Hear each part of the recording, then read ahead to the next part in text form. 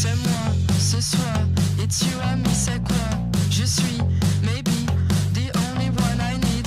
Bonjour, j'adore, you're all I want and more. Ça va, au revoir, it's only un, deux, trois. Un, deux, trois. Oh my God, we are the wild ones. We only live once. We wanna feel young. All night long, we don't ever wanna stop. C'est moi, ce soir, it's you and me, c'est quoi? Je suis, maybe, the only one I need. Bonjour, j'adore, you're all I want and more. Ça va, au revoir, it's only un, deux, trois. Un, deux, trois. Oh my God, we are the wild Hi, ones. my name is Pam Green, and I have been in the entertainment and fashion industry for over 40 years. And along the way, I have met a lot of fabulous people in this fashion and entertainment world, some of which have gone on to be some of my dearest friends. And I would like to share their stories with you. I want people to see the grit, the class, and the strength that it takes to not only be in this industry, but to have longevity in it. I want to give some insight into what life is really like in this business. This world is not all glitz and glamour, but it certainly can be fulfilling and exciting and sexy and open up incredible opportunities in this life.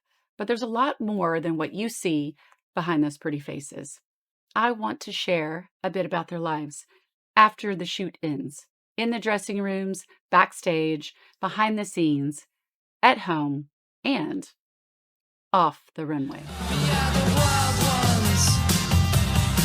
We only live once. Today, I would like to introduce you to my dear friend, Yuan Zhang. If there's a modeling job or a fashion show in Houston, Texas, Yuan Zhang will be there. She is a favorite among couture designers, and she has worked with and for almost everyone big in the fashion industry. She has been in the business for many years, and she gets more beautiful and possibly younger every single year. And I still haven't been able to figure that one out.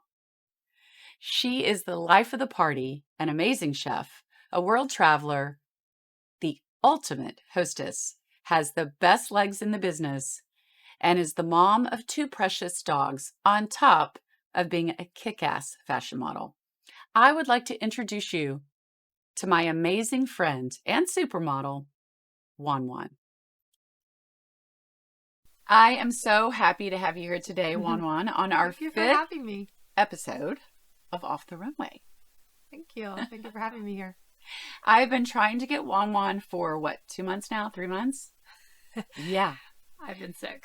She was sick. She was flitting around, traveling a little bit, going back and forth to California a little bit. Mhm. And so we had a hard time hooking up. So it's been a couple months that I've been trying to get you, and I finally got you. I'm and here. So I'm super excited. She's here in the flesh. Yuan Zhang. So I like to ask the same question at the start of my show for every single show. And that is, how did you get started in modeling? And do you think that modeling was an easy or a difficult path to choose? Very good question. So I knew a little bit about modeling. I was scouted to go to LA Models when I was really, really young. I was maybe 12. Oh. And my mom said, absolutely no, you're going to school.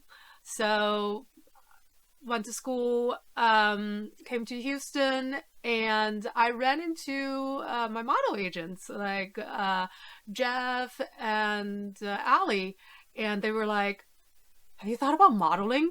Because, I'm like super tall, right, for an Asian girl.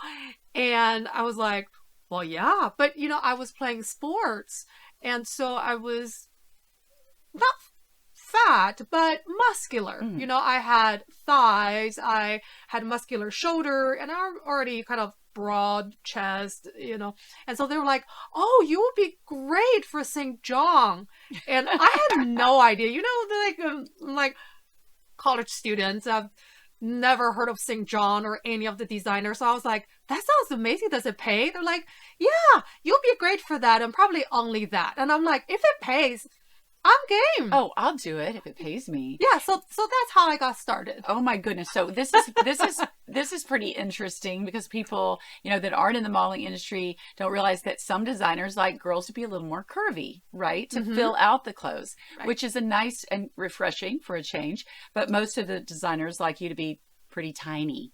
And I'm like you, I was more athletic in the beginning. So I also worked for St. John.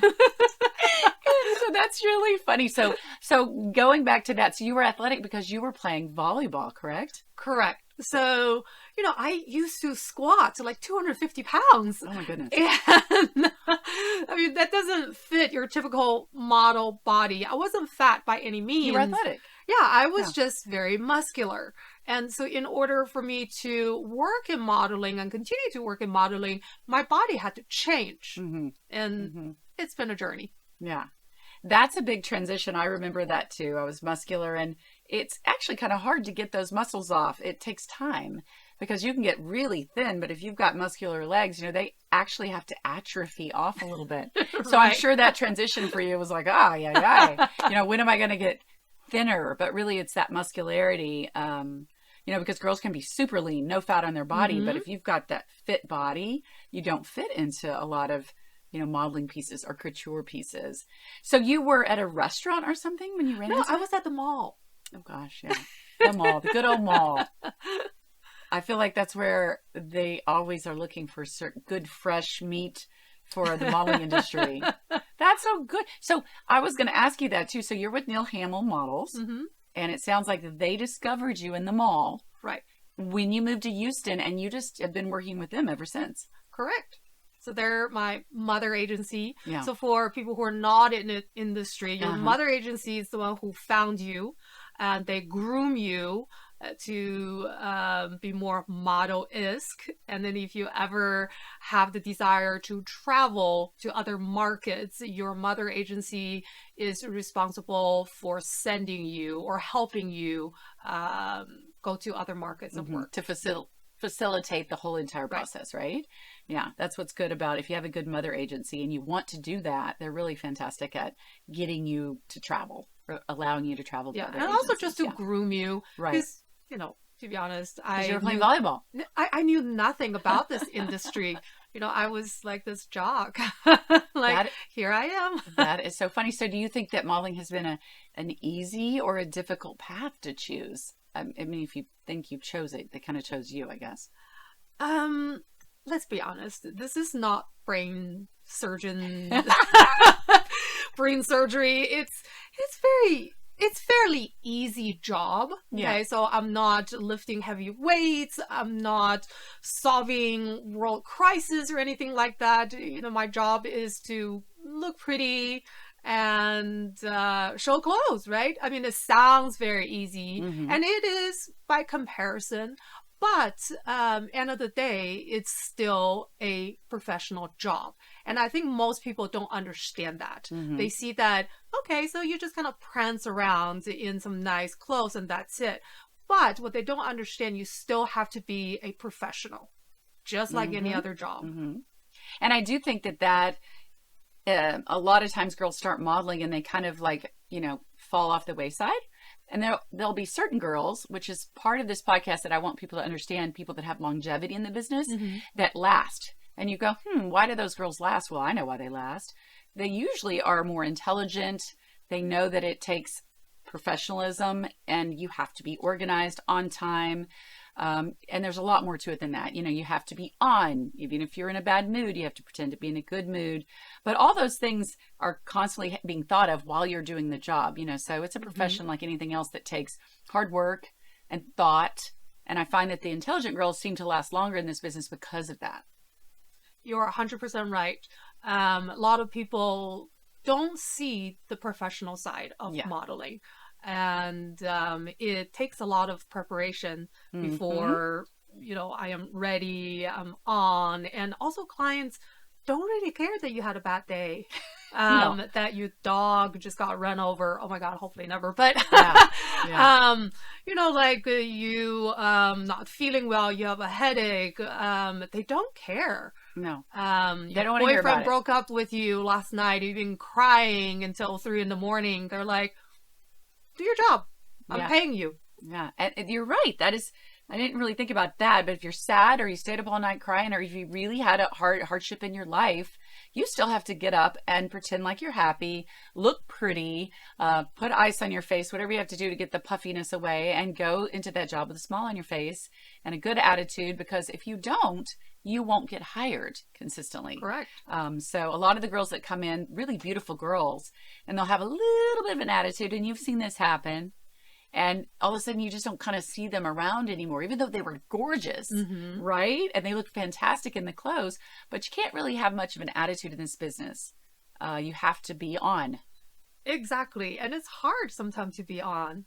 Yeah. But that's what the client wants from you. That's part of the reason what they're paying you for. That's right. That expectation that you are going to pretend to be happy or pleasant, even if you're not, you know. Yeah, because, you know, I'm projecting an image Right. to the people who are potential customers. Nobody wants to see that, oh, Right. you had a sad day.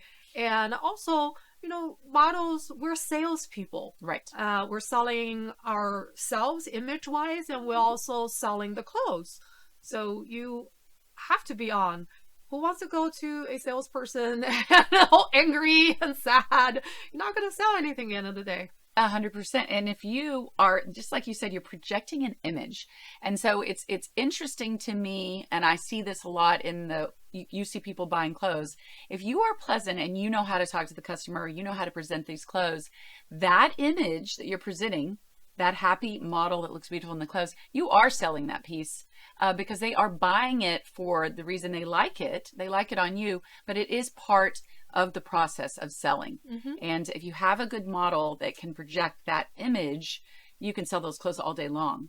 Right. And that is another intelligent thing that models have to realize, because a lot of models come in and, you know, they smile and they stand there, but they're not too worried about projecting that image. Right. And they're not going to stick around as long. Yeah. So, I mean, selling, you know, you have to have the basics. You have to fit the clothes, right? Right.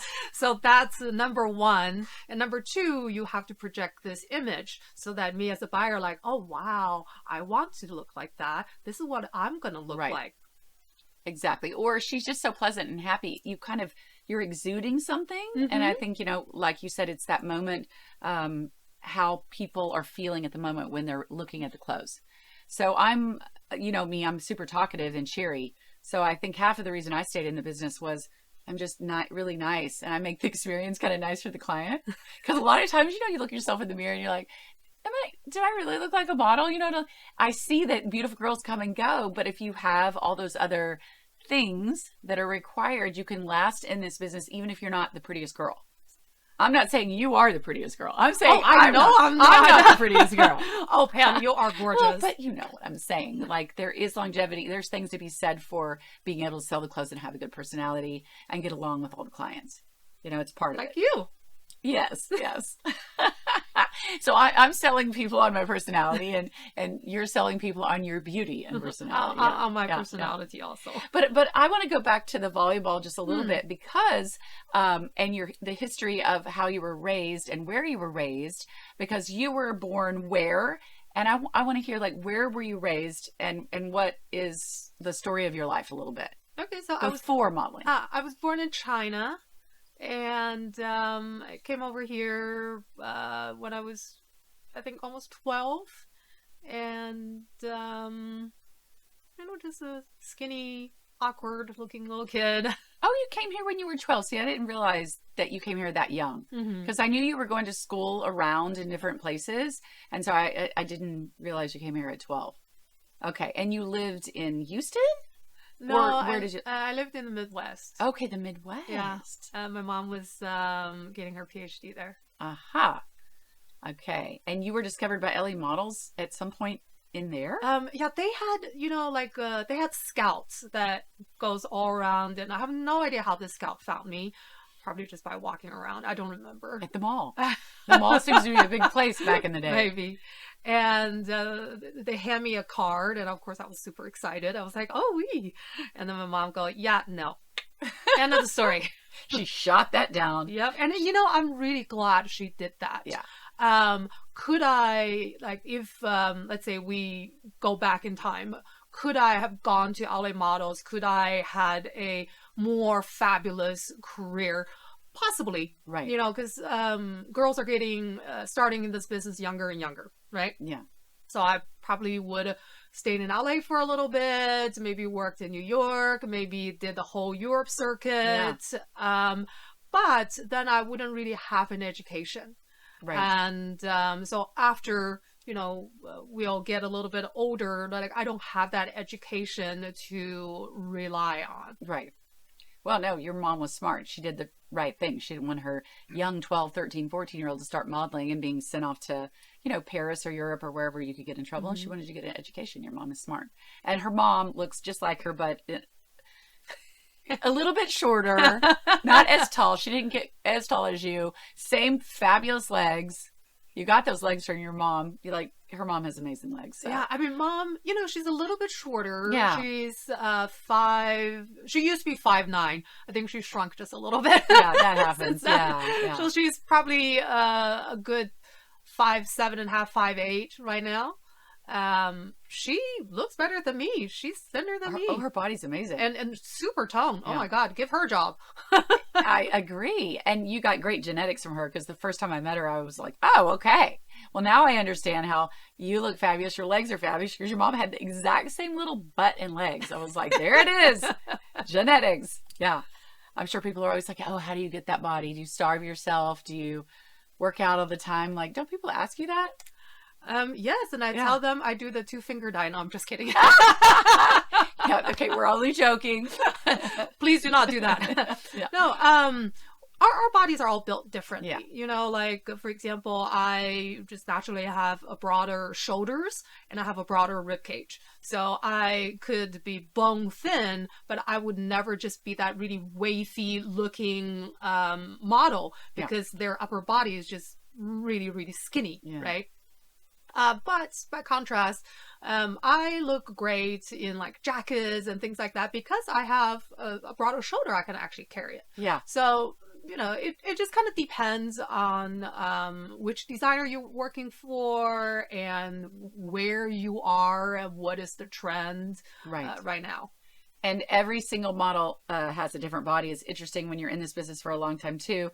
Within the industry, we all get to know each other's bodies. So it's funny because some girls can't make it to the fittings and one of us will go or two of us will go. And we know each other's bodies so well that we'll try something on and say, oh, this will look great on Wan Wan. This is because Wan Wan, this will fit Diana perfect, Right. And it's just funny because we're sorry guys, but we're butt naked most of the time. We're in a G-string and we're naked around each other. So your body's just like ins and outs. You know what we fit in perfectly. So I just think it's always funny to me. One model can go and fit for everybody because she knows everyone's body so well. Exactly. True, right? It is very true. Yeah. And it's very funny that you talk about different body shapes because people do ask, like you were saying, like, hey, what do you do to stay skinny? Mm-hmm. I mean, yes, I do try to work out, but at the end of the day, I can't change my rib cage. I can't crush bones, so I try to eat healthy. Yeah. I try to go to the gym. Don't make it all the time. Yeah. But it's all about moderation, just don't eat pizza every single day. Right. Moderation. Yeah. Well, I mean, it's all different. It's all different because my family I feel like my family kind of can get weight really easy. So, I work out every day for an hour. Because if I don't, I gain weight really easy. Even though people dedicated, I love that. But I don't have the genetics to just kind of lay off of it. I tried that when I was traveling in Europe. I'd be like, I'll still worked out. Don't get me wrong, but I went off of my perfect diet and I cheated more than normal. And I'd come back 16 pounds heavier. Yeah. No. I gain weight so easy. Yeah. No. So easy. I went away and modeled in Mexico for 1 year, and I came back 16 pounds heavier. Oh. Yeah. I went to South Africa and came back 8 pounds heavier. And every time I came back, I had to agents were like, hello, you're a little chubby. And I'd be like, okay. I'm going to lose it. Don't worry. But then, Diana, I feel like y'all fluctuate a little bit, but y'all genetically have been a little bit more gifted. Maybe. Yes and no. I mean, I can fluctuate weight easily too. Yeah. But throughout the years, you learn your body a little bit and what you can eat, when you can eat them, and when to just kind of go light a little bit. And another thing I've noticed about you over the years, because first of all, Yuan works for every designer. She's met every designer. She's been in every designer show. She is the couture girl. They love her. And she's kick-ass on the runway. I want to be really clear, like amazing on the runway. I love watching you walk. And even though I've done modeling my whole life too, I love watching the different styles of all the girls. Yuan has this, she holds her arms kind of like behind her a little bit. You do. And when you walk, the back of your arms kind of a little bit swing toward the back end of your body, which I love that about you. That's a very unique walk because none of the girls do it. I watch the tapes. I watch them walk. I'm weirdo about that, by the way. Memorize everyone's walk, but I love the style of how you hold your body and hold your arms. Oh, thank you. Yeah, it's so pretty. But the point I was going to make about that was I noticed with you, you'll eat whatever sometimes, and some days Yuan will say, oh no, I have a show tomorrow, not eating that. Because the designers, you know exactly how those clothes fit and which ones are small, because you'll say to me, oh, those are tiny. None of us are going to fit in those. Or I have to starve myself for a week because I have a blah blah show. Right. And I've seen you do that over the years. Me, I'm just always like, ah. Well, I wasn't saying, I mean, starve meaning like know. not eat for a week. Right. Like, please don't ever do that. But, I always joke with all of you, like, oh, I had an air sandwich last night. Yes. Well, it's true. Because a lot of it's water weight and bloating. I mean, we're not telling people that we actually starve ourselves. But that terminology would be, oh, I'm not going to have pizza, or I'm going to have, something very light, or because that you can gain weight just from sodium. And you can't fit into certain clothes. And that's another thing in the modeling industry. You really have to pay attention to all those things and what client you're working for so that and you're prepared with your body. Exactly. Nobody wants to show up bloated. I mean, like, you just don't feel good, right? No. And also, with our body shape, I feel like sometimes 2 to 3 pounds, even water weight, makes a huge difference. Huge. For me, it's huge. Yeah. So it's a difference between I can zip up a dress versus, I'm busting at the seams a little bit. Yeah. I mean, me, I don't eat in the day. And another reason I don't is because if I'm modeling, I stay much thinner. I bloat really easy. So food will get me bloated. And so that's how I actually got into that, not eating during the day. So you do intermittent fasting? I do. And I do it. One of the reasons it works for me is because I get no bloating and no water gain in the water weight gain in the day. That way I can fit into stuff. See, I don't, I can't do that. I will eat light in the evening, but I'm starving when I wake up in the morning. I have to eat. Yeah. No, a lot of people are like that. That makes sense, and then I eat tons of food at night. And you're better about that than me. Oh, by the way, Yuan is an amazing cook. She's an amazing chef. I don't know how you even learned all that you've learned. I feel like you mostly cook Asian food, ish, but you're really good at it. And so Yuan cooks for everyone a lot, and she has dinner parties a lot, and she has cooked for me hundreds of times, and I love it because after the show, even tonight, she's like, I got snacks and I prepared stuff for you, and she's like, do you want to eat before or after the show? And I'm like, after, which is going to be very late, but still I'm excited to go back to your house and eat whatever you have in your fridge. Oh my, who does not like food? We all love food. I feel a little bit blessed because I'm lactose intolerant. So I can't really eat dairy, like cheese or cake or chocolate. It really hurts my stomach. But I love it. But I just can't really eat that. So I think in that sense, it kind of helped me a little bit to kind of stay a little bit on the lean side. Ah, yes. And then also I don't eat any red meat. I'm a pescatarian. Yeah. I love shellfish. But I don't eat like a lot of meat. Yes. And I think that kind of also helped a little bit. Oh, 100%. Because I'm the same. I eat very little red meat ever, if I do. It's rare. I like it when I do, but I don't really eat red meat, and I eat mostly vegan, although I will eat meat occasionally. But I think that just helps. It helps with the whole thing because people are always asking. So, I mean, if you want to hear the truth, you intermittent fast, eat pescatarian, eat less dairy. I feel like you can stay thinner that way. Totally. So I'm going back to China real quick. You speak fluent Chinese. Correct. I speak Mandarin. Mandarin. Okay. And you know, my brother's, I want you guys to talk sometime because my brother is the consulate ambassador in China right now in Wuhan, but he speaks Mandarin and Cantonese, the dialects anyway. And my sister-in-law is learning Chinese as well right now. Oh, wow. So, and my niece. Oh, so wow. we need to put y'all all on a call and you can all just chit chat. Exactly. Yeah. You'll hear me screaming. Because people always tell me when I speak Mandarin, I'm yelling at people, but I'm like, no, I'm just speaking Mandarin. It's just how they speak. Well, maybe just how I speak. Oh, yeah. Well, you're a little loud. Very loud. Yuan is so fun. She's a fun person. We go out, we have fun, but you know when you're like, oh, you know where Yuan is because if she's having fun and we're out, like she just gets louder and louder, and then I'm like, there's Yuan. Where are you in the restaurant? I don't have to ask. I can find you. Just listen. Yeah. So funny. So going back to modeling. So you got started modeling when you were... With Neil Hamill Agency. Neil Hamill Agency, when you were basically in college age, I'm assuming. And that was the volleyball thing. You got a scholarship to Rice University for volleyball. Isn't that right? Full ride scholarship for volleyball. And I play now and you still won't come play with me. These little wimpy arms can't play anymore. Okay, we're terrible, but I play on a 4-man team, but we play for fun, but we could really use you. I'm serious. And I'm going to get you out there. I played last night. That's why my whole hand is purple. I don't know if anyone can tell. Yeah. That's from the volleyball was too hard and it got me, but ouch. Yeah. I was wondering if anyone was going to notice that. I'm like, does anybody know my hand's purple? You know, I didn't notice it, Yeah, but I did notice good. your pretty manicure though. Oh, good. Thank you. Well, that's for work. We have the same color. Remember, similar.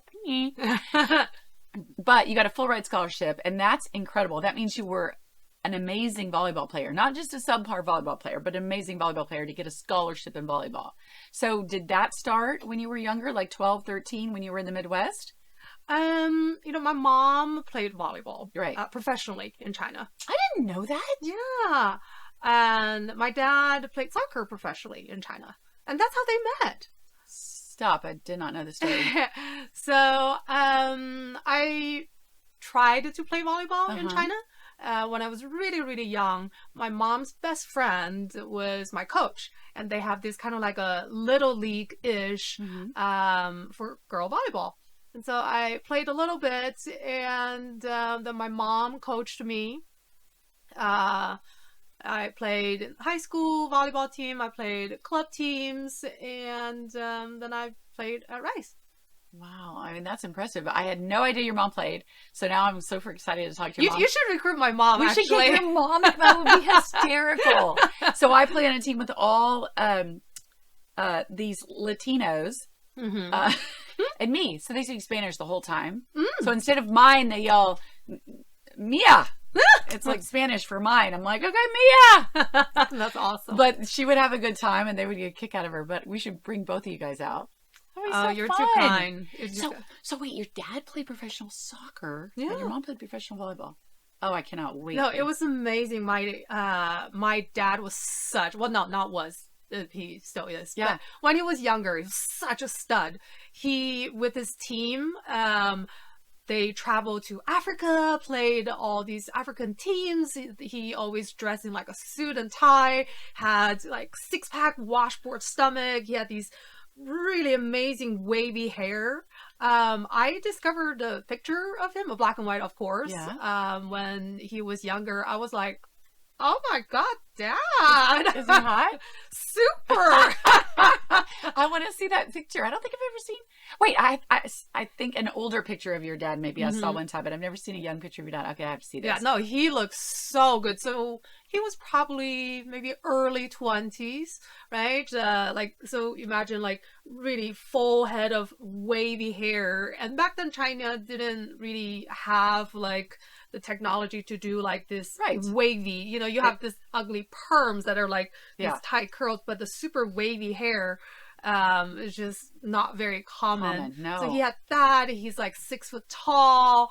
He was just ripped. Soccer player, dressed in suit and tie, traveled internationally. I mean, I was like, wow. I didn't know this. Did he play for the Chinese team? Uh-huh. Okay, so professional Chinese team, and your mom was for the Chinese team in volleyball. I didn't. It's going to sound really stupid, but they have a good soccer team. The Chinese good soccer team.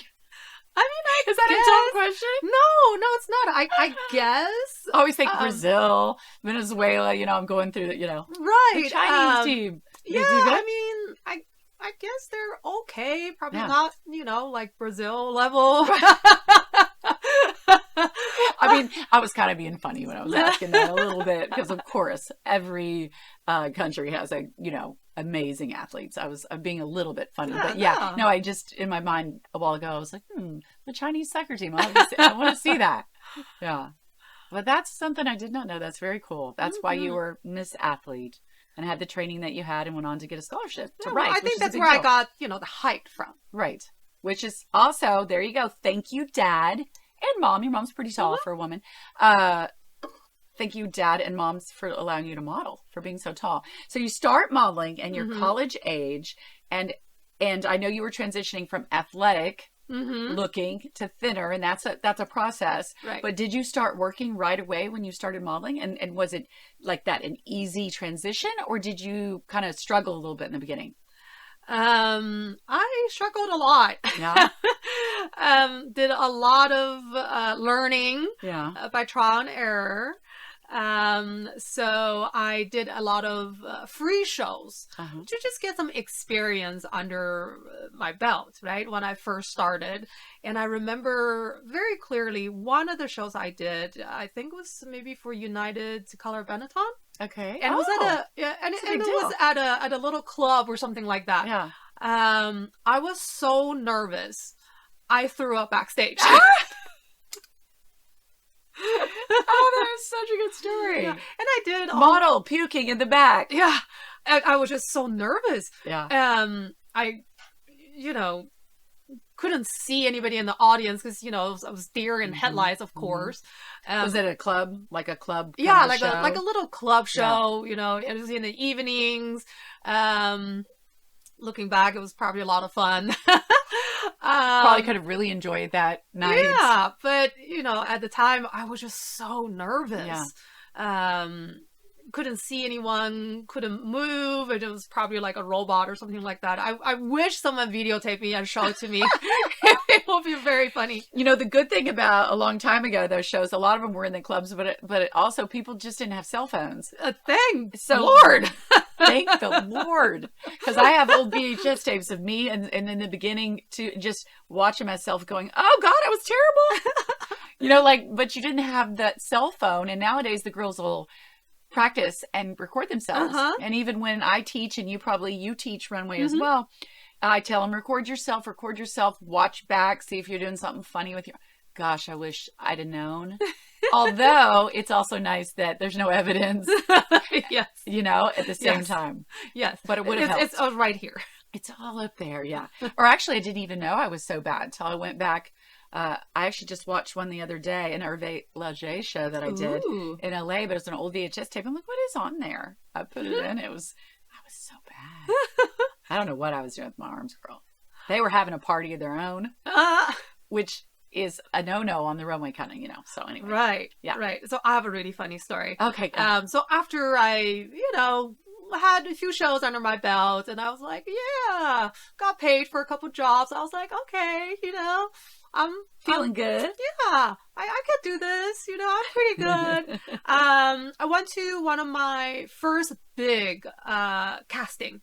And so for everyone out there who doesn't know, you, for some of the shows when the clients don't know you, right, you have to go audition. We call that casting. And you walk in front of the client. They might have you try on a couple of garments just to see how you fit into the collection. And then they want to see you walk in the garments and so on.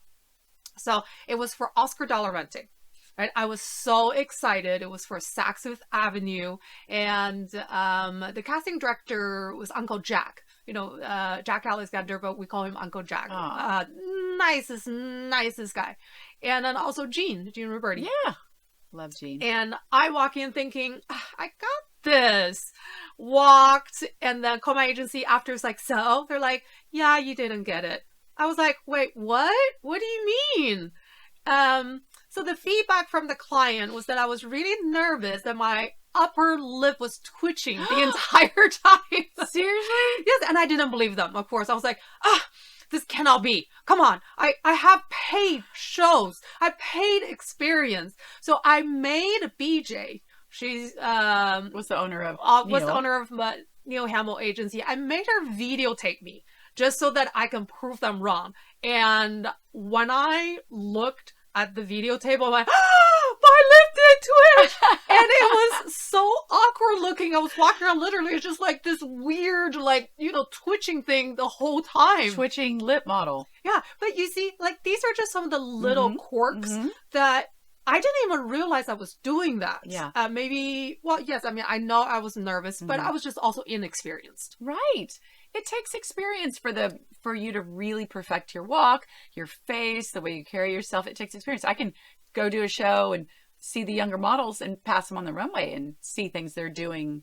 And of course, I still critique myself, but I'm saying you can really see the young models, and then as they come, they get better and better over time, because of course they're learning and perfecting themselves. But yeah, same. It takes time to get your everything down. Yeah, but also that's another thing. Like when you're able to actually see people in the audience, see the models you're passing, see the actual set, it means that you're more relaxed. Because I remember when I started, I couldn't see anything. I couldn't see anyone. Yeah. I just you're nervous. Headlight. You're nervous, yeah. Because you're doing a performance. So you get, even still to this day, I get those, but it's a happy anxiety now. I get kind of like butterflies, but it's more like a fun butterflies. Right. But back in the day, it was more of a nervous. So I know what you mean. Now I can look around the audience and be like, oh, I saw the lady from the store and the lady from Neiman's, Exactly. But you're right. You're just like, oh God. Yeah, so now, you're excited about the event, about what you're wearing. Yeah. It's a different energy. So speaking of exciting, I want to hear, because you've worked for so many designers. I can just look at your Instagram, occasionally over the last couple of years, and I'll see you doing this designer show and this designer show, because one works for, Saks and Neiman's and Tootsie's and any designer that comes through town, and Lenny and Tamra. And so that's such a blessing, and it's so fun, but there's so many exciting moments that happen. And I do less and less now, but even when I do a nice designer, there's such a buzz about the night. It's a different kind of a show, right? And so I've seen you with quite a few. Has there been a few recently that you've done that you were excited about, or that impressed you, or that you got that butterflies where you were just excited to work for or work with? I feel like I'm excited every time on the runway. Yeah. Because you're in a spotlight, and it's a good feeling, right? Yeah. That people are looking at you. And I don't really have one particular favorite. I have tons of favorites. I want to hear about some of them. I have great memories wearing amazing outfits, meeting designers, meeting stylists, makeup artists, or even just my friends. Yeah. I loved so many different moments. Yeah. So we did a big show at Elizabeth Anthony not long ago. And every time we do that and we get to meet the designers, or the designers are there and they do a personal appearance, to me, I get a little more, not excited about meeting the designer. It's a blessing, but just that there seems to be more of a buzz at those shows, because I feel like people come out of the woodworks to go to those shows when a designer's making a personal appearance. So it's a bigger production. Yeah, it's a bigger production. A little bit more social media usually is there. More of them, or all of them. Or more media coverage. Yeah. And so those are exciting and more fun, but definitely specifically bodies and certain looks that they're looking for those shows are a little bit more picky when you get to the big designer shows. You know what I'm saying? Yeah, so recently, just for Elizabeth Anthony, right? Lenny and Tamara produced, we had Nardos. Yes. That came beautiful gowns, stuff. Beautiful evening gowns. And then we had the British designer. At Elizabeth Anthony? Yeah, what's her name? Oh gosh, put me on a Catherine McGuire. No, Because we did a Catherine McGuire this last year too, and that was one of the big shows outside. Jenny Peckman. Jenny Peckham, yes. Yeah, Jenny Peckham. She's amazing. She's amazing. And that she designs these beautiful evening gowns, and I think the princess wore one of her gowns, right? I believe many. Several of the designers there at Elizabeth Anthony boutique, and of course they're at other stores too, but these tends to be where I work more, so I'm familiar with what designers come through. So yeah, like that was nice. Recently Neiman's had their big event for Child Advocate. Oh, that's right. And they pulled stock, right? So just merchandise from the store, but the styling was beautiful. It was amazing. Lady and Tamara did that, right? Who did that? Neiman Marcus did that. Neiman yeah, Marcus they did that internally. That's right. Okay. So sometimes it's very exciting because you're meeting the designers, and then sometimes it's amazing to see how stylists can pull pieces from different designers, and they have this vision and they create that vision with different pieces, and that was awesome. A beautiful production. Beautiful production. Yeah. I am a child advocate. Ah, that's right. Yeah. I have a kid every year. I have a different kid that I represent, but I've done many of the child advocate shows. Yeah, they're always very beautiful and a very nice production. And I think another thing, sometimes people don't realize here in Houston, at least, and I think most large cities, a lot of these productions are fashion shows. Most of them are galas or events where they're raising money for these amazing causes. The Heart Association, Cancer Association, the hospital, the Children's Hospital, child advocates. And so it's exciting sometimes to be a part of it because you know that we're getting paid, but we're also a part of something that's raising this money for these amazing causes. Right. Like the show that's coming up tomorrow with Saks Avenue and the Trailblazer. Yes. So I'll see you there. Yes. But I'm coming in as a makeup artist tomorrow. Awesome. So I'll see you in the morning. You're going to be doing my makeup. That's right. You're going to make me beautiful. I will make you beautiful. So I'm also a makeup artist, but I get booked a lot as a makeup artist now that I've gotten older instead of the model. But tomorrow morning I will see Juan. We've got a show because in the you morning. are a great makeup artist. Thank you. It's fun. And I've been doing that for about 35 years too. About the same amount of time or a little bit shorter than the modeling. So it's good to have both incomes. You're so talented, Pam. Thank you. So are you. Miss Chef, hostess, model, volleyball player. Yeah. Anyway, woman's also incredibly smart. What was your major in? You told me the other day and I forgot. Biology. Oh, biology. That's right.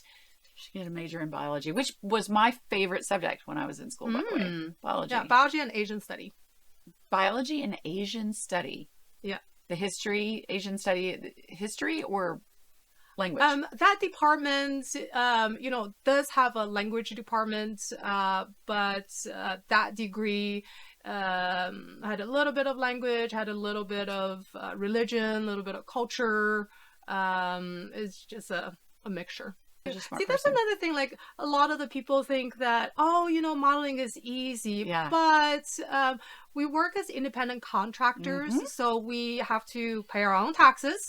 At the end of the year, Uncle Sam wants his share, and you have to pay for your own health insurance, dental any insurance, sort of accidental insurance, and you have to manage budgets. Yeah. And you have no retirement. You have no company retirement. You have no 401k from your company.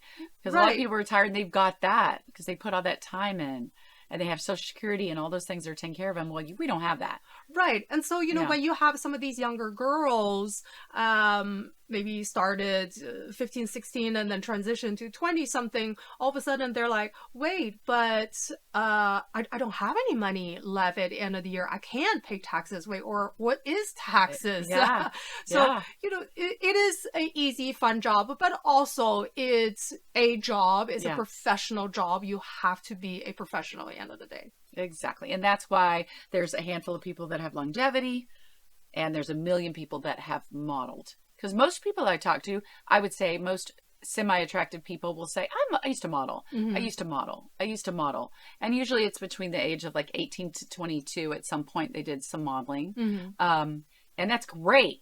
but it does take a lot of perseverance, intelligence, I don't know, just sticking to it and pushing forward if you want to have longevity in the business. You have to work really hard and figure out how to get your niche. We were actually talking about this on the way. In a way, everyone has to have their little spot in this industry, because if you don't, you get kind of pushed to the wayside. You have to have something about you that's unique, Right. interesting, or there's a reason that they will bring you back over and over again.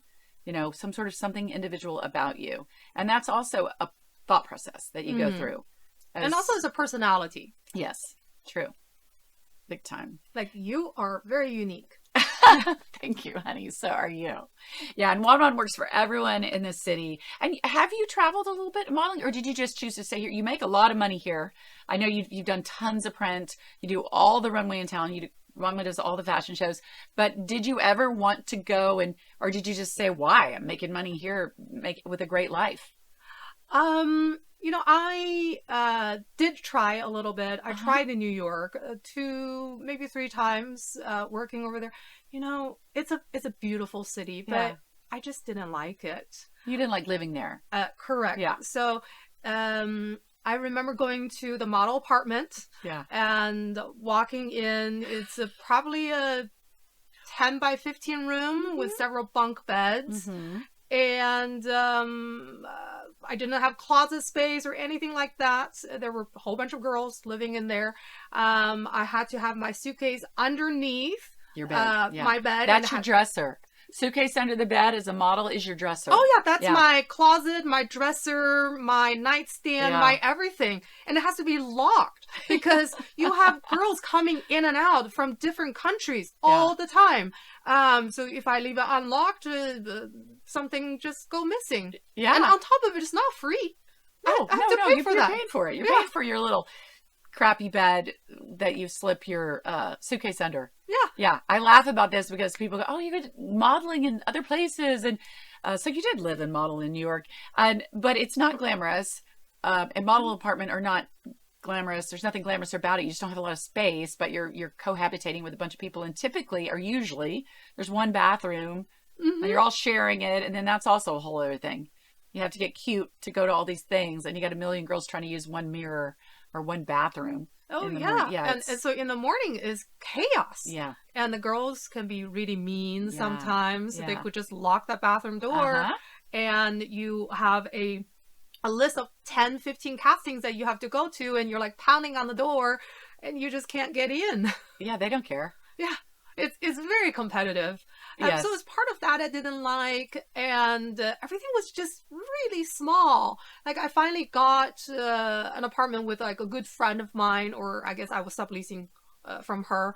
The stoves was so tiny, like each thing was, and I remember walking in, looking at it and saying to her, is this for Barbie?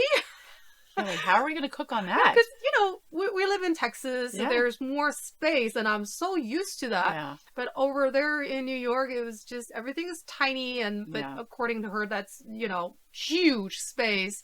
And I didn't have money to get cabs, so I took subway a lot, and it was really stinky. Yeah. Really New York scary. Can be really stinky, especially in the summer. Really scary. Yeah. I didn't enjoy it as much. So I came back. Yeah. I gave it a shot, and I do work a lot in Dallas. Yes. I did work in Dubai quite a bit. Oh, that's right. You lived in Dubai and worked in Dubai. I never did the European circuit because I had a Chinese passport for the longest time. Yeah. And it was just such a pain in the ass. Yeah. Well, I mean, if you're working, I tell people if you're working where you are, there's really no other reason to travel. And I just did it to travel, right? Mine was a means to get to see another country. But yeah, there was never glamorous, and it was never like easy or glamorous, you know, in the apartment. I did it to travel. But if you're working a lot where you are, or you're happy where you're living, there's really no reason to travel in the modeling world. You know what I mean? Some people did it to try to get, you know, campaigns. So some people go to Milan because in Milan, you know, during certain season, you could get a campaign, like a Gap campaign or a whatever campaign. And of course, that's exciting for a model and it kind of boosts them to a new level. But getting campaigns is hard. I never got a campaign, but I mean, a lot of girls I was in apartments with that were print models, we get these campaigns and they paid really well. They do. That would support them for a year or so. Right. And also it just kind of comes down to what do you want to do, right? Yeah. So a lot of people think modeling is getting a campaign. Right. And that is one type of One modeling. aspect, yeah. Some of the other models just shoot catalogs. Probably sometimes not the most glamour things, right? Like I have shot in nightgowns. Yes. Not very glamorous at all, barefoot and nightgown. But that was consistent work and it paid really well. Right. So it just kind of depends on which market you're in, and what you want to do. Exactly. In LA, I had several friends that were fit models, regular models too, but fit models, and they made over $100,000 a year just in their fit modeling job.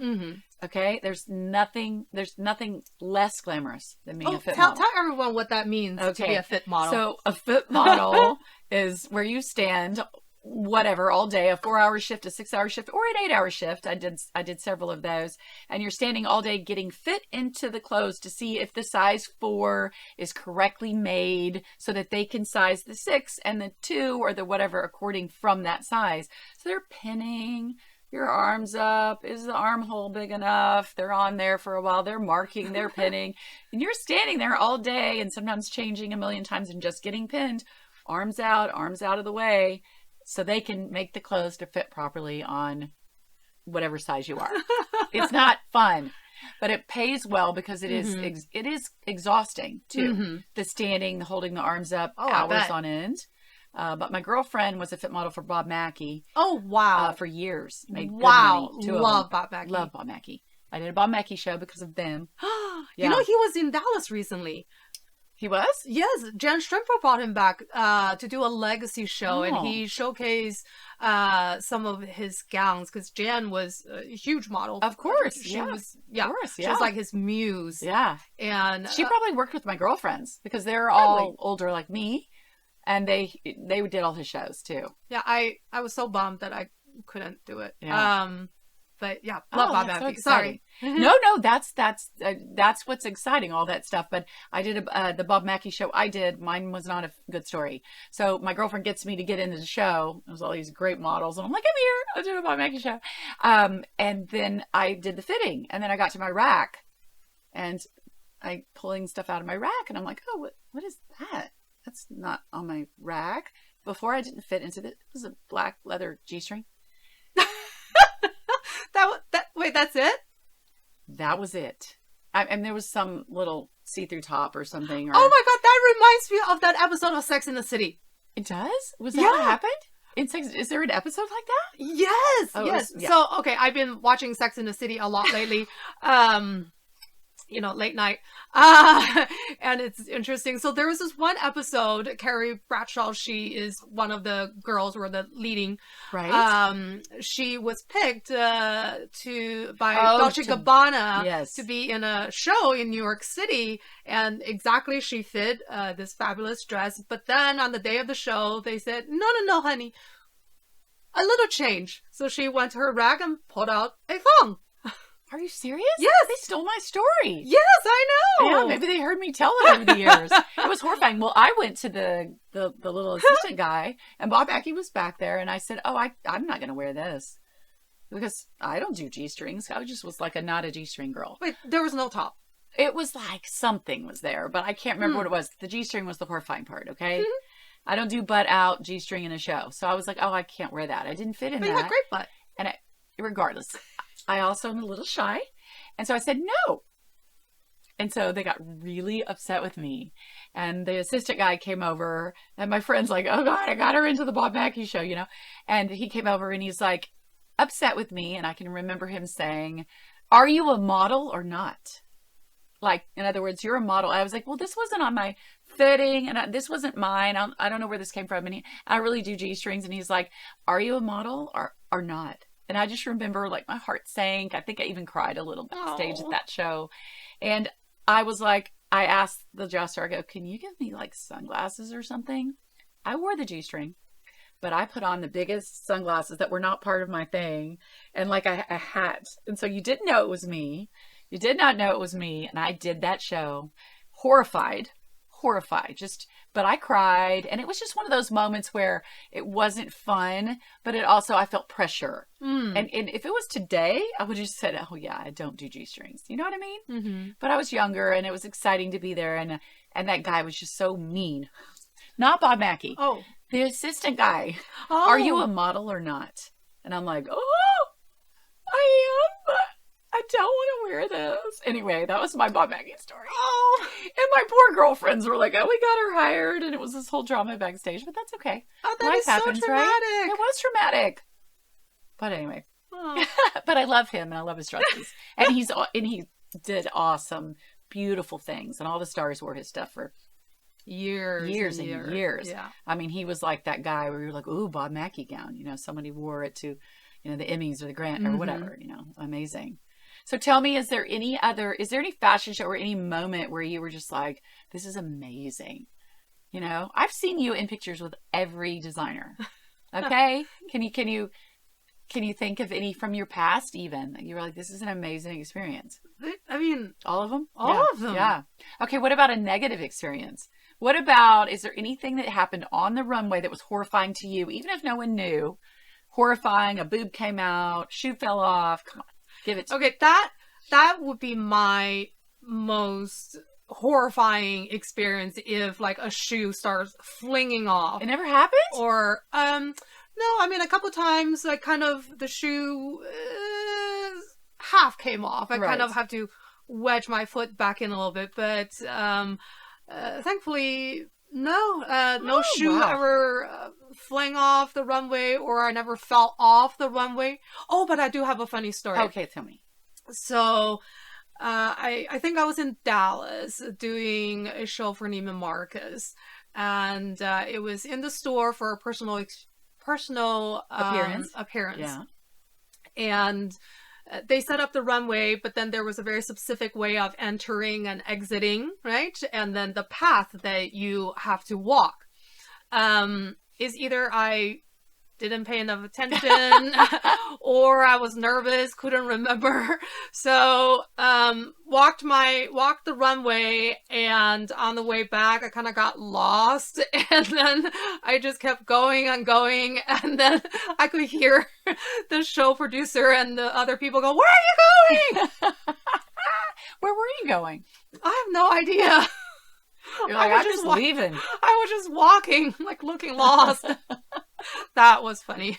That is the worst thing that ever happened to you on the runway? You have been blessed. I mean, everybody's usually had a boob out, a shoe fall off. Almost everybody. But that's amazing. I mean, that's impressive. Yeah, you got lucky on that one, girl. Now that we better knock on something. Nothing's wood. We better knock on something before it happens in a show tomorrow. Did a shoe ever fall off? Your boob's gonna. Yes, heck yeah. Yeah, I've had shoes fall off. I've fallen on the runway many times. Oh no! Yeah. Don't you remember those shows we used to do in the mall, and they would do it in that plexiglass? I do not know why people do a plexiglass runway. I mean, plexiglass? Why would you do that? Like, think about it. Like, this is the most slippery stuff ever in life, and you're going to have models walking on it now. Anyway, there was plexiglass. Don't you remember those? And they were over the ice skating rink. What do you think happens when you put plexiglass in a room that's got heaters, but you've got an ice rink underneath you? It's like the condensation would settle onto those plexiglass, and everyone would just slip.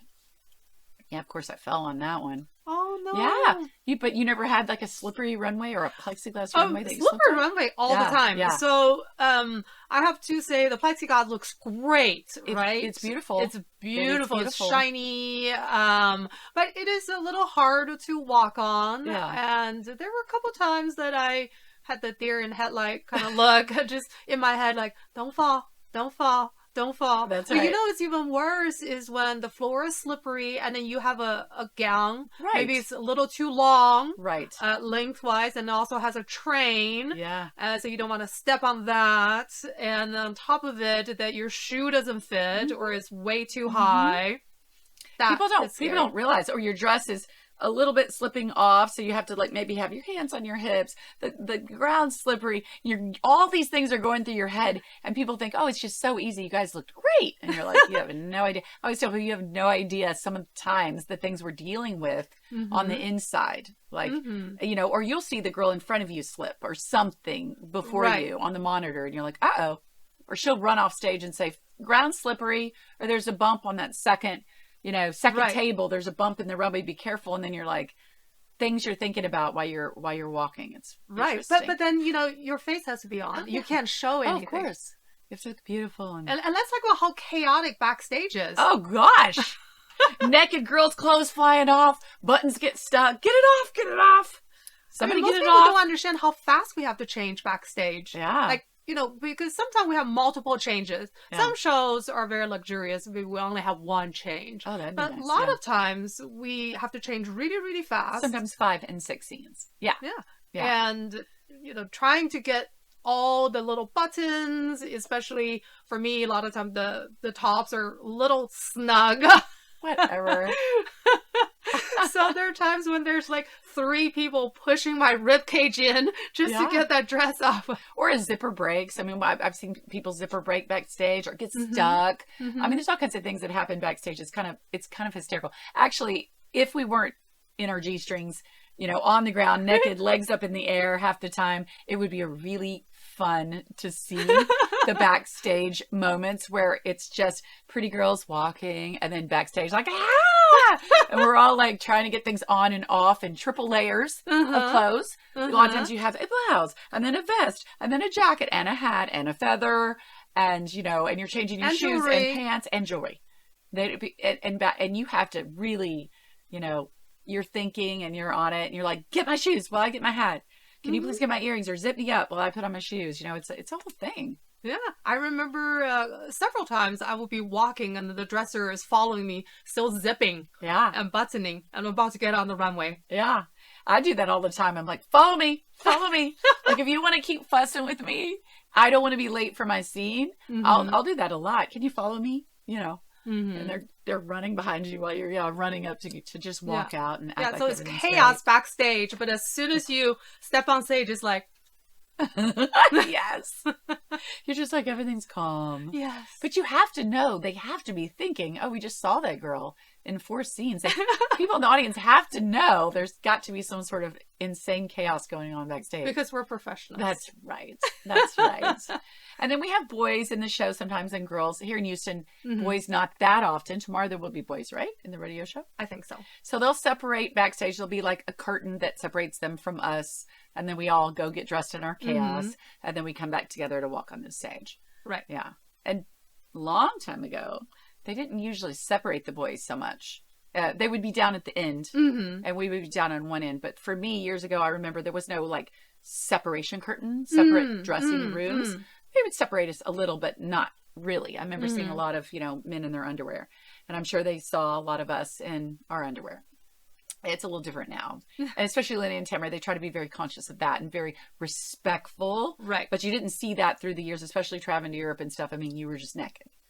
I mean, there was not that same thought of separation in other countries and, other places. Or even other markets. Yeah, other markets. In the U.S. It's just different. Yeah, that's true. Yeah, it's very different. Even in LA, I don't remember it being this big separation. Anyway. So were you nervous when there's like all these boys? No, because you're too chaotic to be nervous. If you had time to slow down backstage and really think about it, I think that you are nervous, but when you've got 60 seconds to take off 3 layers of clothes, you're just worried about, making the client happy, right? And getting back on stage. It's not even a thought. I mean, maybe after you did it, you thought, oh, I wonder who saw me with my feet up in the air and my G-string trying to get my shoes on before I put the gown on over my head, But did you ever have to be cut out of a gown? I did. I've had to be cut out a couple dresses just in the span of 30 years, maybe 2. The zipper got stuck. What about you? I think I've busted a couple zippers. Whatever. Miss Bust a couple zippers. Look at her. She's like this tall, tiny little thing. Busting zippers. Yes, busting zippers. That is so funny. Well, one thing I want to ask you, we've talked about body and we've talked about, really what it takes to be a model. And you've had some really positive experiences. Sounds like you've not had a lot of negative experiences. But how do you feel modeling is in the aspect of, do you have any negative feelings that you've felt about yourself over the years from modeling? Do you think it causes you to be more insecure, more self-conscious, or do you think it helps that? Like, what do you think it does to the psyche, modeling? Is there a negative aspect to that for you as a human, or do you think on other girls that you've seen? Well, I feel like there are positive and negatives. Depends on how you look at it. So yes, this business is all about body, and your body has to be a certain type, right? Because if not, you can't fit into the clothes, and that's the whole job, right? So it is stressful in that sense, and so you do see some girls who develop eating disorders, which is really sad, right? But on the flip side, it has taught me how to have portion control, how to eat a little bit better, how to be healthier, how to stay in shape. Right. So it just depends on how you look at it. I know that I would never be a size 0 because of my rib cage. So even if I don't eat for a week, it's probably not going to happen. And this is another thing, like, it takes a very particular type of body for you to work in this business. And I've seen a lot of girls and guys try to force their body to fit into the model size. And it just doesn't work. And this is where a lot of the eating disorder comes in. Some girls are just naturally bigger, not that they're fat or anything. They're just a little bit bigger, and so they would starve themselves trying to be thinner, and it's so sad, especially the younger girls, and it creates a lot of problems later on. Now, do I have an image problem? Of course. Constantly worried, am I going to fit into this sample? Am I not going to fit into that sample?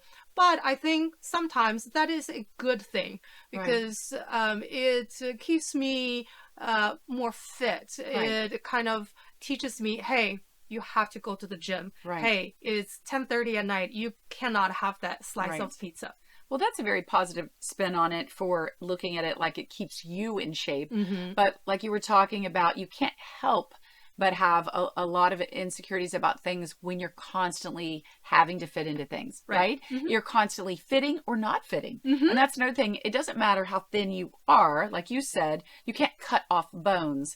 So certain designers are so small that only prepubescent, very young girls that haven't really filled out can fit into. And so over the years, you will have things, that you're tight on you. And even though in your mind that, because you're intelligent, that's a size 2 and I'm not a 2, or that's a size 0 and I'm not a 0, or a double zero, it still would bother me. And I don't know if it would you, and it's so crazy that it would even bother me, knowing my right thigh has never been a 0, So why would that bother me? But it's more like, I wasn't that whatever I was supposed to be for that show. Right.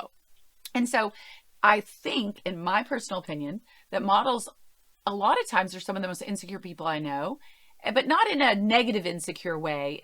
Insecure in the fact that they're not sitting around going, I'm beautiful. They don't have these cocky attitudes. Typically, they don't sit around thinking they're prettier than anyone else. If anything, they're very humble about themselves, mostly because they're constantly being accidentally judged, whether it's by a client, whether it's because a dress didn't fit. I mean, No, I completely agree with you, because your job as a model is to fit into the clothes and present the clothes. So sometimes when you don't fit, you feel awful about it, although it's not really your fault, because for people who are not in the industry, they're not understanding, like, when a collection comes in, right, they just came off the runway. Explain this and these are sample sizes. There's only one garment made, and it's made for a particular model's body, the model that wore it in New York Fashion Week or Paris Fashion Week. And every girl's body is different, right? So and it travels to, say, Neiman's or Saks or Tootsie's or Elizabeth So this Anthony. original collection, you're saying, Correct. Travels all over the United States. Correct. So it travels, and it's that sample size. There's only that one size. So if you don't fit into it, maybe because my rib cage is a little broader than the girl who wore it originally in the show, Right. then I feel terrible. Because my job as a model, I feel like I'm not doing my job. I just failed. Right. But in reality, is everybody's body is a little bit different, so I shouldn't be. Right. But you can't help it. You can't help it. Yeah. And that is something really interesting about this industry, because some of the girls are 15, in Paris in the original show, or in Milan. And you've got 10, 15-year-olds, and they have to size those 2s or 4s down to 0s and double 0s because they have to fit it on that model. And you're correct. Then they take those samples that And some travels. are double 0 and some are 0, some are 2, maybe one's a 4. And then it travels all over the United States. And you get into the backstage and you're like, oh, okay, I can't fit into, or the trunk show. And you can't fit into a lot of it because it's been fit on this 15-year-old that's not even developed yet. Right. But it does, as a model, you go, oh, I'm failing the client, or I'm not doing my job as a model. Yeah. Or I can't wear these clothes. You get nervous. You're like, is something going to fit me? Because I want to be in the show and I want to represent this brand well. Yeah, but that you can't help, but your psyche gets a little messed up from it. Just a tiny bit. Yeah. And also, there's that pressure, right? Yeah. Because we are independent contractors. You don't fit the collection. You don't get the show, you don't get paid. Yeah. And if you don't fit in the clothes, consistently, then, that word gets out, and then you won't be back at that store or for that event. Right. And so it is quite a mind juggle. Yeah. I mean, there's just pressure, but also, most people don't understand is that, collection comes in. Yes, there are some 0s, but also there are some 2s, some 4s. And, right. So it's not every single piece is that small. I think for the aspiring models that this is very important for them to know.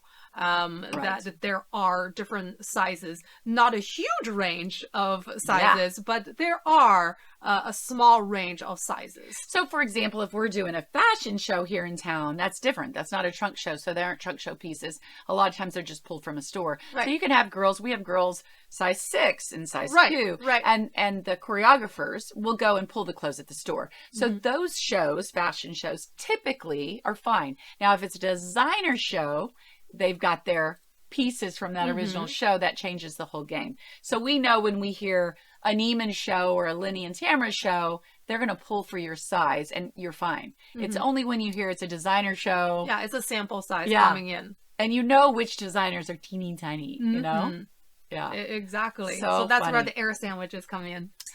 Yeah, air sandwiches. Air sandwiches for 3 days before one of those shows. Even, when they'll call me to do a show, I'll say, oh, my boobs don't fit in there. Because I always kind of had I'm kind of curvy girl. And I'll say, oh, my boobs don't fit. And then I can name the girls. I'm like, she'll fit. I feel like your body and my body are very similar. Very similar, except for my boobs. But we are. When we were in a bathing suits together, I'm like, I feel like we have a similar... You and I have like nice shoulders, broader rib cage, but like very narrow from the hip down. Littler booties, yeah. And legs, yeah. Yeah, we took a picture one time where it was 4 of us models from the behind. And me and you just had no booties. I was like, oh, I have the same booty as Juan. And I'm always teasing you about no booty. Yeah. And I'm like, hey. Anyway. Or it's just what it looked like from behind. But anyway, so coming back to that, so would you recommend a young person, if they came to you and said, hey, I really want to model, would you say, yeah, it's a great industry, do it? What would you say to a young person that asks you if they should start modeling or be a model, or could I be a model? What do you say to those girls? If a girl come to me and say, hey, I want to model, I say, go ahead, try it. Yeah. Why not? Yeah. It can be a really fun experience. And also it's, if you are a little bit shy, let's say, right? Yeah. This is a great way for you to break out of that because you have to be in front of people. Yeah. You have to be outgoing, even if you're just pretending. And also that's something that you can look back on when you're older. You're like, hey, that's me. You know, when you're like 80 years old, I mean, hey, that's total bragging rights. Yeah. So I say, yeah, if you want to do it, try it out, of course. Yeah. But just know going in, this is a very competitive industry. Mm-hmm. So if you going in thinking that, hey, I'm going to right away get paid jobs, travel the world and make lots of money, and just know that is That's not not happening. realistic. And then also I'll have people come to me, obviously, and they'll say, because through the years when you're a model, there's a lot of people that come to you and say, I really want to model. What do you think? Or my daughter is really pretty. And they show you a picture and she is really pretty. Of course, there's a million gorgeous people walking around the earth, but I can look at the picture and see, okay, that girl's way too big boned to model. I can just see the photo.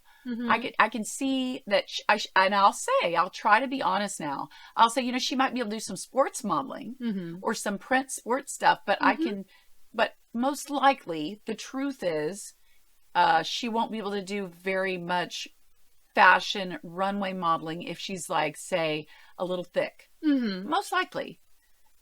Because I've learned over the years, if I recommended people that I didn't think were like could model, what happens is, and they go to the agency, and then what do you think happens? And then they get disappointed, and then I've sent them in, and then but that happens over the years. Could you set up a meeting? Could you recommend me to the modeling agency? And I've done it over the years quite a few times for people, but it's kind of hard on them too if they go in and meet with the agent, and the agent looks across the table and says all the things I didn't say. Right, and that happens in this industry as well. And I've told this story before, but I went to Neil Hamill discovered me first. And I didn't know that. Yeah, at the mall. At the mall again. But they told me this is no criticism of Neil Hamill. It was just their honest opinion, because you give honest opinion when you go in front of a modeling agent. She said, "You great look. We think you can work, but you probably need a nose job." And that's what they told me. Well, I was 15, and I was horrified at that comment. Oh my God. Well, I didn't want to model. I was 15 and awkward and strange. But my point is, and someone approached me in the mall. So of course my mom drove me up there. And then when they said that, me and my mom both drove home, and I was just like, I don't think I want to do this. And she's like, I don't want you to do it. Cause it was that's a hard thing to hear at 15, because you're already super self-conscious about yourself. Of course. Then I got discovered in the mall again a few months later by Paige, and she loved me and my nose.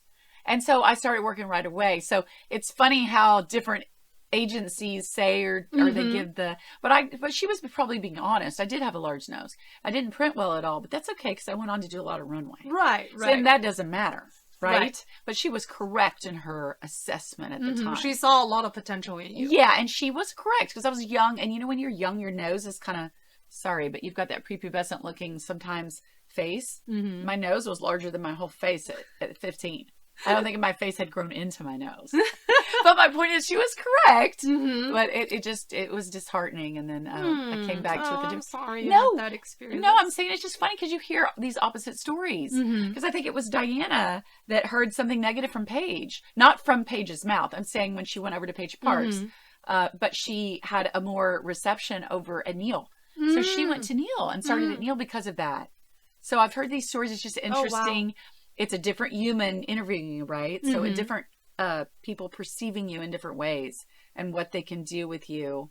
But there is a harsh reality that some people won't be able to do it and some people will. And someone has to deliver that information. It's very good that you are very honest with aspiring models. Yeah.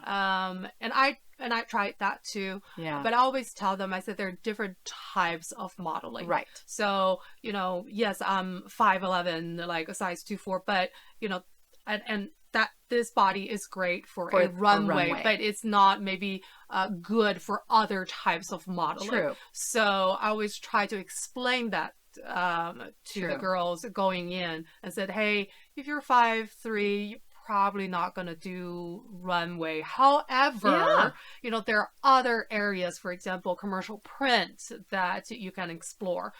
Commercial print is about a product, right? Exactly. Selling a product. Yeah. So selling like a backpack, pretending to be a student, or like holding an ice cream popsicle.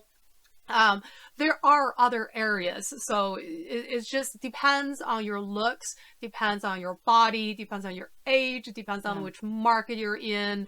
There are different categories True. of modeling. And there's athletic modeling, Exactly. and that body's a totally different body. Oh, and swimsuit. So I made most of my money in LA the first 10 years off of, I did lots of runway, but mostly on swimsuit and sports modeling. Because I had that. You have a rocking body. But I had that athletic build, which sometimes didn't always work on the runway. But my point is that's why my market was more that, because I was a little curvy, a little sporty. Got it. And also there are like specialty modeling. Like some people have beautiful hair. Yeah. So they have these like hair boxes, right? And that makes a lot of money. Some people have beautiful hands or feet, like small feet that fit into shoe samples. I believe that's like a 5.5 or something, 6. So there's hand modeling, there's foot modeling, there's hair, there's big money actually in hand modeling. I had an ex-boyfriend that did a lot of hand modeling, and he made really good money. He had beautiful hands. Very picky about his hands though. Oh wow! He didn't do a lot of gym lifting because he didn't want to do anything that made calluses. But you do a lot of hand modeling, so I know that you do. I remember you were going to something and you burned your hand on something, or something happened. Yeah, I was cooking. Yes. Oh, and then one day you came over to my house. You had a hand modeling job the next day, and my cat scratched you. She picks up my cat, and then the door opens, and it scared the crap out of my cat, and my cat and scratches her hand up, and I'm like, oh no. And then she's like, I've got a hand modeling job in the morning. I'm like, I felt so bad, and you could see it all over your face. You're like, oh no, what am I gonna do?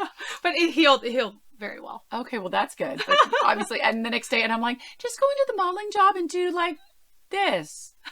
Just use this hand. And she's like, okay, I'll do that. Yeah. So it's crazy the things that we have to think about, those little stuff like that. Always keeping your fingernails in order. I've never done hand modeling, obviously. I've got like old lady hands since I was a child.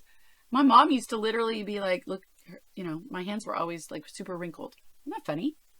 Yeah, now obviously they're purple and scary, but from volleyball. But anyway, you have gorgeous hands. Oh, you're so sweet. Yeah.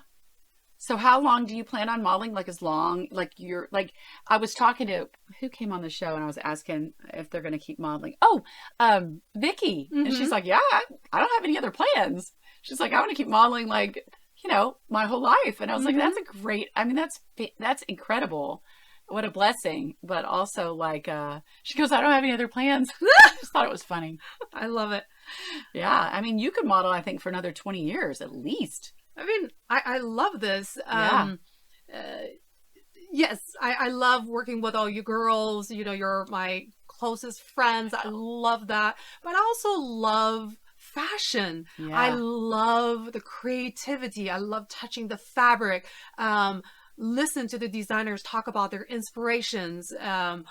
Looking at how the clothing stylists piece different designers, different looks together to create something completely new. I love how the makeup artist can transform me into a whole different person. I have just on stage look like maybe a warrior princess to Marie Antoinette, to a geisha, and so on and so on. It's incredible to see that transformation. All these very talented people, I love being immersed in this experience. So yes, I would love to work as long as I can. I know it is exciting. It's a piece of art. It's a work of art where there's a bunch of different hands in the mix, right? That help make that work of art, especially a production or a fashion show that's taking beautiful piece of art that's been created by a designer, of course, and then putting on a body and the whole production, which Lenny and Tamara do really beautifully, but it's a lot. The music, I find, if they've got good music, I find that I will do the show and feel completely different as a model. Right. And sometimes I finish the show and I'm like, that was incredible. And then because the music. Yeah, you get a high off it. Big time high. And I find that if they really on point with that music for the show, I am so much more excited when I get finished. It's so interesting how that affects you. And I imagine it affects the audience the exact same way. Exactly. I don't think about that as much because I usually just get excited that it's fun to walk to the song, right? It's more exciting to walk to an amazing song. But that takes a lot of thought, and they have to put together, each song flows together, doesn't flow, but also represents the clothing. Right. I'm terrible at that, but the music part is one of the parts I'm fascinated by when I get to a show. I think that alone takes so much thought and time, and to time the music, and then they have to time all the songs and stuff according to each scene. Right. Yeah, very cool. Yeah, I mean, Landing Tamara does a really good job, right? Yes. So they produce some of the biggest shows in town, like along with Neiman Marcus and Saks Avenue and Tootsie's and EA. You're right, music, I mean, really makes a huge difference. It can transport you together with the clothing, of course, and the background to another country, to a different spot, a time period. Right. It really is amazing. It's this live production. It is. It's incredible. The other day we did something where they were showing, the African safari behind us. Was that a show we did? Anyway, I just couldn't stop staring at the screen. I'm on the runway. I'm just like, wow. Because it was like, an elephant, and it looked like it transported me to like Kenya, and I just was, I was incredible. And the music too, all flowed together with it. And I was just staring at the screen the whole time I'm walking back from the end of the runway going, wow, this is amazing. Yeah. So I'm so glad that you came today. And thank you for having me. I just adore you and love you to death. And I have so many more things I always want to talk about, but then I feel like I'm not going to dive into your personal life because you're kind of private, and we're not going to dive in, but maybe another time and another day we'll come back and talk about, I don't know, more crazy stories or fun stories about our lives in this industry, because I know when we sit here and we talk about it, sometimes you could think of so many, and you finish, and I'll sit there and think of like 10 other amazing stories to talk about, experiences that we've had. But it is a blessing because it's exciting in this entertainment industry, and it's addictive. And I will say, as getting older, not doing as many shows, I miss, it's the addiction of doing it, the excitement of doing it, but it's the friendships backstage. I was just about to say that. I mean, how close you get from being just naked back there.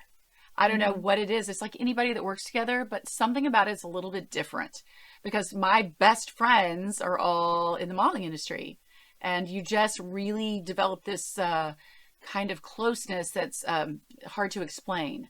And I'm not sure why exactly that is, but I feel like that this industry creates these like really amazing connections.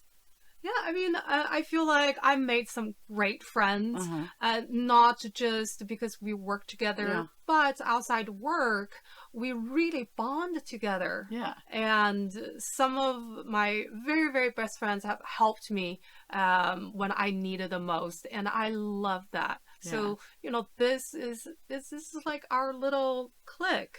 Yeah, and I guess, that's another good point, really, too. Models really aren't. It's very competitive when you travel, and models can be competitive. But I find that everyone's so down to earth and kind and good and loving. And I think that's something people would be surprised about that aren't in the industry. That the girls are actually really fantastic. And I think the ones that have longevity are the ones that are also kind and not so competitive. They're loving and they're helpful. And they say, oh, you don't have shoes? Here's some shoes. Oh, you're having a bad day? I'm here for you. And I think that must have something to do with the girls that really last a long time in this industry. Because they have confidence. Yeah, that's true. That is so true. Confidence. And just, humility too, humility. They're not a bunch of like snobby people. They're a bunch of kind girls that are, there because they love what they do. Anyway, I adore you. I love you. I'm not going to keep you any longer, but we are going back home together, and I get to eat some yummy something. Yes. Okay. Are you going to tell me what it is, or are you going to just surprise me? Okay, fine. Okay. Yeah. Let's go eat. Okay, let's go eat. We are the wild ones.